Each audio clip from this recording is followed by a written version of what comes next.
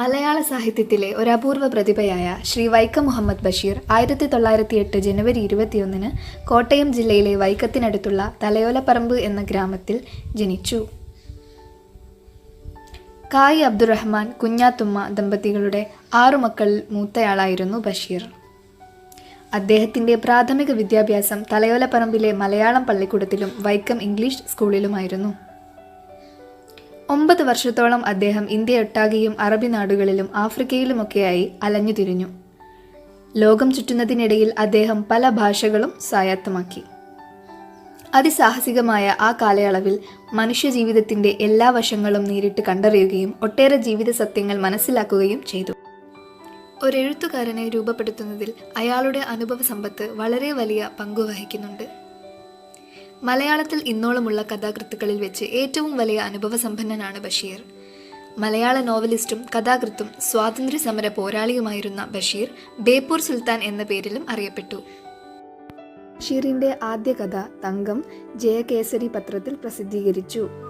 അദ്ദേഹത്തിൻ്റെ പ്രസിദ്ധീകരിച്ച ആദ്യ നോവൽ പ്രേമലേഖനവുമാണ്. ബാല്യകാലസഖി, പാത്തുമ്മയുടെ ആട്, ആനവാരിയും പൊൻകുരിശും, സ്ഥലത്തെ പ്രധാന ദിവ്യൻ, മുച്ചീട്ടുകളിക്കാരൻ്റെ മകൾ, ശബ്ദങ്ങൾ, മതിലുകൾ തുടങ്ങിയവ അദ്ദേഹത്തിൻ്റെ പ്രധാന നോവലുകളാണ്.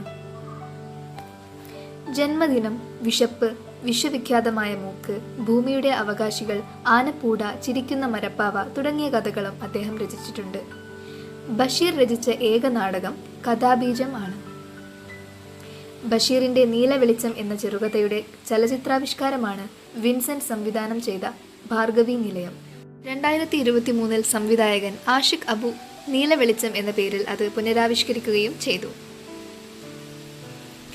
ബഷീറിൻ്റെ മതിലുകൾ എന്ന നോവലും സിനിമയായിട്ടുണ്ട്. സിനിമയായി തീർന്ന ബഷീറിൻ്റെ മറ്റൊരു നോവലാണ് ബാല്യകാലസഖി. ഈ സിനിമ പ്രമോദ് പയ്യന്നൂർ സംവിധാനം ചെയ്ത് മമ്മൂട്ടി അഭിനയിച്ച് വീണ്ടും വന്നു. ജനകീയനായ എഴുത്തുകാരനായിരുന്ന ബഷീർ ഏറ്റവും അധികം വായിക്കപ്പെട്ട എഴുത്തുകാരിൽ ഒരാൾ എന്നും വിശേഷിപ്പിക്കപ്പെട്ടു.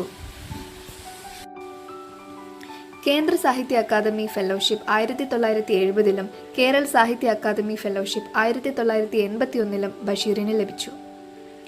1982 രാജ്യം പത്മശ്രീ നൽകി അദ്ദേഹത്തെ ആദരിച്ചു. 1994 ജൂലൈ 5 ബേപ്പൂരിൽ വെച്ച് ബഷീർ വിടവാങ്ങി.